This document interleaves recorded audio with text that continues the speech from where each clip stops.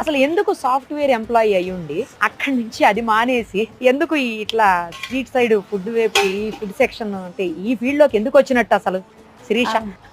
అంటే almost 5 years చేసాం ma'am job. 5 to 6 years experience ఉంది. అవునా?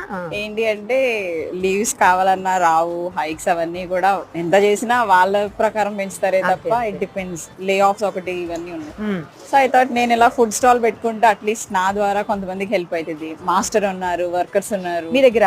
ఓకే, వాళ్ళ ఫ్యామిలీకి హెల్ప్ అవుతుంది కదా. సో నా త్రూ కొంతమందికి అయినా హెల్ప్ అవుతుంది కదా అని. అట్ ది సేమ్ టైం నాకు కొంచెం ఫినాన్షియల్ క్రైసిస్ ఉంది, నాకు హెల్ప్ అవుతుంది ఇది. అందుకని చెప్పి ఈ జోన్ లోకి వచ్చారు. ఇందులోకి వచ్చేసారు. ఇందులో కంటిన్యూ అవుతారా మళ్ళీ కొద్ది రోజుల తర్వాత మానేసి జాబ్ లోకి ఏమన్నా? ఇంకా జాబ్ అంటే compare to job this is good. అంటే కొంచెం సాటిస్ఫాక్షన్ ఉంది నాకు. అవునా?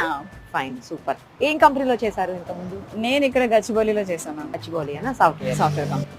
ఓకే, కానీ హ్యాపీగా ఏసీలో కూర్చొని